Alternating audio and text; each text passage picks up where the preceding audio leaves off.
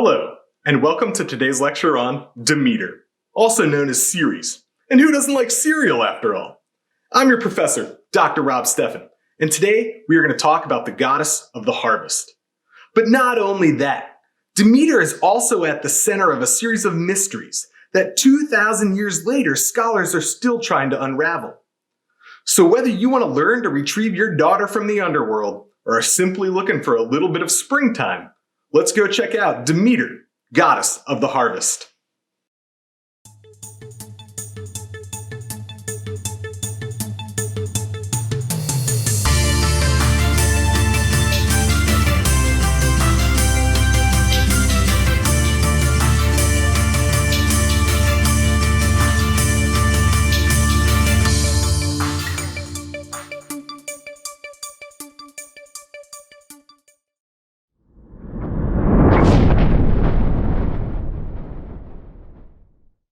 As the daughter of the Titans Cronus and Rhea, Demeter is the sister of Zeus, Hades, Poseidon, Hera, and Hestia. Her daughter, Persephone, is Demeter's heart and soul, the reason she wakes up in the morning. And we'll see later in this lecture that overmothering actually becomes fairly problematic. When it comes to identifying Demeter visually, be on the lookout for the iconic wheat stalk and torch. And it may not surprise you to learn that Demeter, as goddess of the harvest, is at the center of numerous festivals.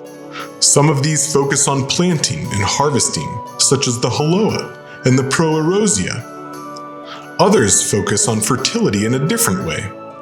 The Thesmophoria, for example, is a 3-day celebration meant to ensure successful marriage and childbirth. So, one of the big takeaway points here is that when we think of Demeter, yes, she is indeed goddess of the harvest, but she's also a goddess of fertility in realms far outside simple agricultural production.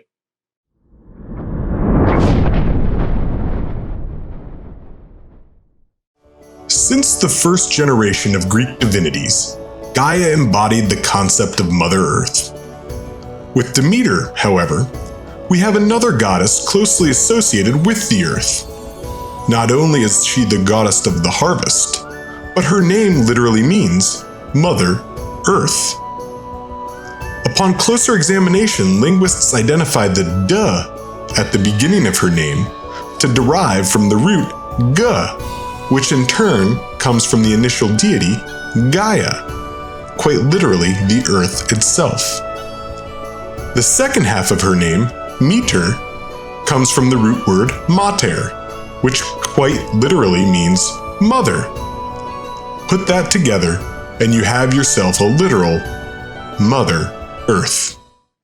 So the name Demetrius very literally means devoted to Demeter. And our word cereal comes from Ceres, which is the Roman name for the goddess Demeter. So next time you're enjoying a delicious bowl of Cinnamon Toast Crunch, don't forget to pour a little out for the goddess Demeter.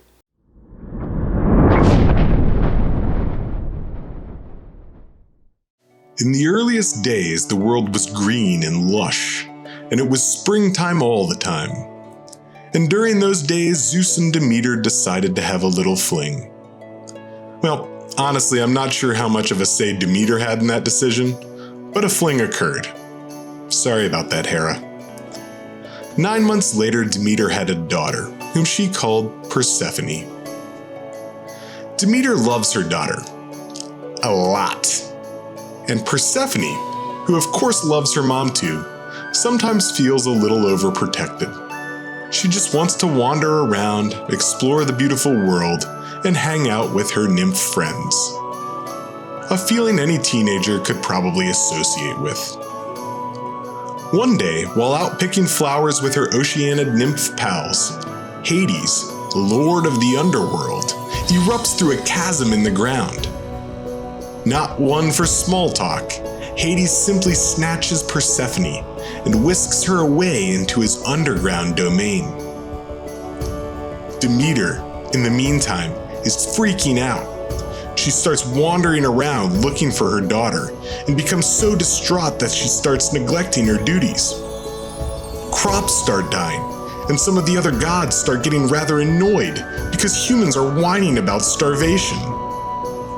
Eventually, she runs into Hecate, goddess of witchcraft, who suggests that she visit Helios, the sun god, who had a good view of the abduction. Helios, in turn, reveals Hades' dastardly move. So Demeter goes to Zeus to figure out how she can get her daughter back. She can't, after all, wander down into Hades herself. But what does she learn here? She learns that Zeus had planned this from the beginning. It was Zeus's fault that Persephone was with Hades in the first place. Demeter's none too happy, and she charges at Zeus with her enormous scythe, the thing used for threshing grain. Zeus is ready with his thunderbolt, ready to strike her down. And finally, tempers calm down a little bit, and eventually Zeus calls in Hermes to go retrieve Persephone from the underworld. There's a problem, though. Hades and Persephone have sorta, been getting along. Minus the whole kidnapping thing, he's treating her pretty well. And unfortunately for Demeter, they're even having some family dinners. Pomegranates, in this case. Eventually Zeus, Hades, Demeter, and Persephone work out a deal. For 6 months each year, Persephone will stay with her new husband Hades, and for the other 6 months, she'll head back up above ground. 1 month in Hades for each of the pomegranate seeds she ate. And what does this myth explain? Well, of course, it explains the seasons. So when Persephone is on Olympus with her mom Demeter, we have spring when things are growing and summer when everything is lush. And those 6 months when she's down with Hades, well, that's fall and that's winter when things are dying and brown and laying dead.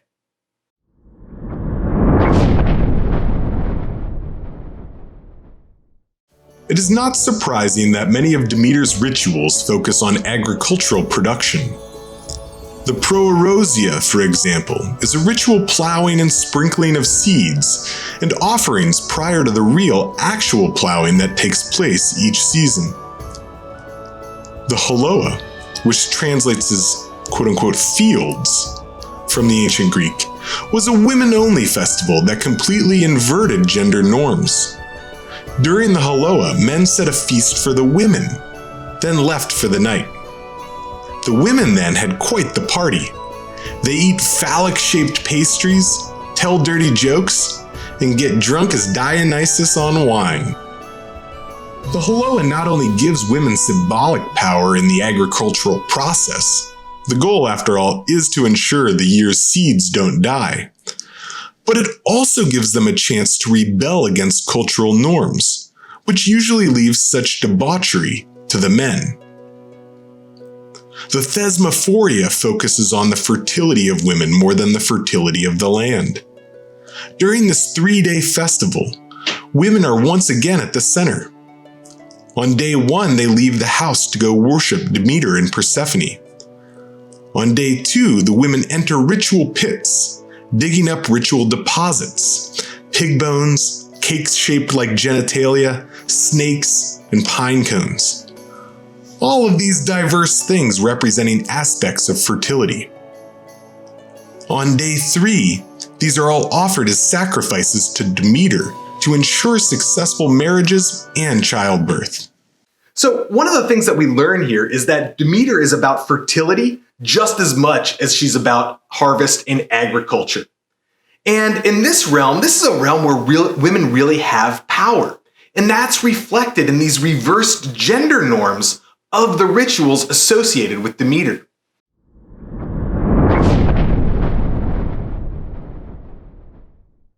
Some rituals still remain mysterious. The Eleusinian mysteries of Demeter derive from one of the stops during Demeter's search for Persephone. While wandering, Demeter spent the night in Eleusis, a town about a dozen miles west of Athens. She stayed with the king and the queen, and because their servant made her smile during her time of strife, she wanted to make their baby immortal. Unfortunately, the only way to do this was to put the baby into the fireplace. And when the king and queen saw what was going on, they freaked out, yelling at the woman they were hosting. Only then did Demeter reveal herself to be the goddess of the harvest and demand a temple as retribution. That temple became known as the Telesterion, at the site of Eleusis, the largest sanctuary to Demeter in all of Greece. And so every September, people made a journey, a ritual journey from the city of Athens to Demeter's sanctuary at Eleusis. Now, one of the interesting things here is that this is completely voluntary. It's not a civic duty like the Pan-Athenaic festival in Athens. Also, anyone can participate. This is also very unusual. So whether you're a man or a woman, or a child, or a slave, or even a foreigner, someone not even from the city of Athens to begin with, you can participate in these mysteries. The only requirement is that you bring a pig, a tiny little baby pig. And pigs in ancient Greece were both a symbol of fertility and a nickname that you would call young women. I kid you not here. And so you'd take your tiny pig down to the port of Piraeus, and that would be the next step in the journey to Eleusis. First, the officials of the festival sent the initiates to the port of Piraeus, where they would bathe both themselves and their tiny pigs. From there, they journeyed westward, 14 miles to the sanctuary at Eleusis. As they crossed the Cephisus River, along the way, masked people would emerge, teasing them and telling dirty jokes. Some scholars believe this to be a reference to the servant of the Eleusinian king and queen, who made Demeter smile. Upon entering the sanctuary at Eleusis, they sacrificed their pigs. Poor little baby pigs. Break their fast and offer cakes to Demeter. They process around the sacred space before finally entering the Telesterion, the temple of Demeter, where the sacred rites are initiated. So what happens once you were inside the temple? Well, nobody knows. That's why it's a mystery. That's why it's a mystery religion. Later Christian writers thought that people were shown something in a box, and people have hypothesized that this might have been a stalk of grain or genital-shaped cookies or biscuits or something along those lines.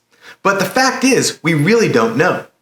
But this idea of seeing something secret or learning some sort of secret information is one of the key foci of these mystery religions.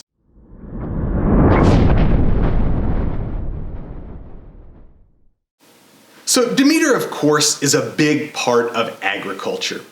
But one of the things that we see here is that she's associated with life and death much more broadly. And we can see that with things like the ritual of the Thesmophoria. More than that, we can see Demeter bring normally disenfranchised groups, women, foreigners, into a really contributory part of Greek religious practice. So with Demeter, we get to see everyone play a role in the success of ancient Greek society. Just a few lessons you can learn from Demeter, goddess of the harvest.